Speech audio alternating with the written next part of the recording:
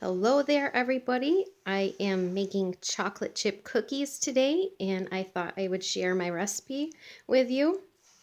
These are very soft chocolate chip cookies. I don't like hard, crunchy cookies. I like soft ones. So there is a special ingredient in here to make the cookies come out really soft. So to start off, you are going to need 4 sticks of butter. So 2 cups of butter. Now don't get upset and alarmed.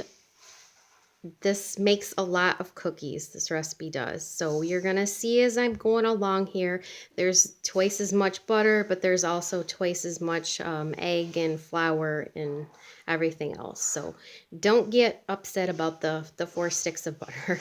You're going to end up with a lot of cookies. And you could also cut this recipe in half if you wanted. I don't want to do that today. I want to be able to freeze some of these cookies so when it's warm out in the summer and we're not baking anymore, I can pull some out.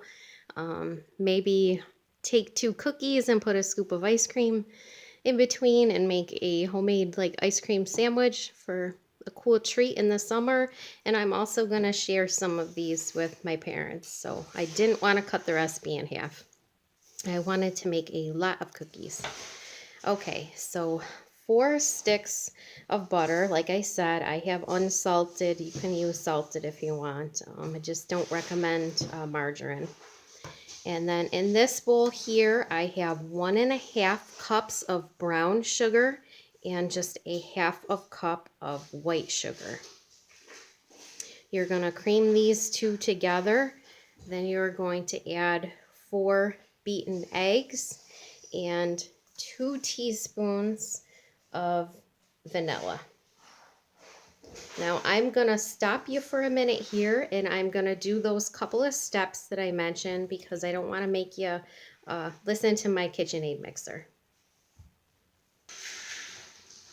Okay, I have my butter, my sugars, my eggs, and my vanilla mixed up in this bowl here. Into that, you're going to add all of your dry ingredients, which in this bowl here, I have 4½ cups of all-purpose flour, 2 teaspoons of baking soda, and I also threw a pinch of salt in here because I thought it was strange. Most cookie recipes have like 1/4 teaspoon of salt. So I did throw that in there. And then this is what makes these cookies so soft. That and the brown sugar. You add 2 boxes of instant vanilla pudding. Now you don't mix the pudding up. You just put the packets in here dry with your flour. You are going to mix that together, your dry ingredients, and then you are going to fold in 4 cups of semi-sweet chocolate chips. Again, I'm going to stop you here. Going to mix up these ingredients and get back to you so you're not listening to my noisy mixer.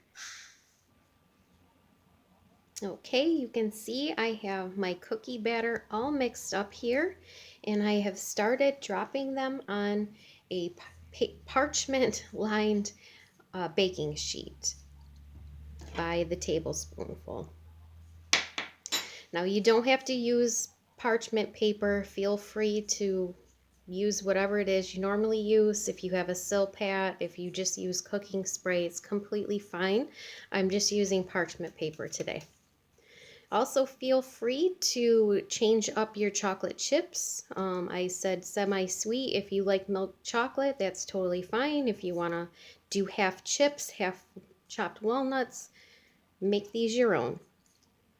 Now these cookies go into a preheated 350-degree oven for approximately 10 to 12 minutes. I'm going to keep going with these and get them into the oven, and I'll show you some when they get out. All right, here are my chocolate chip cookies out of the oven.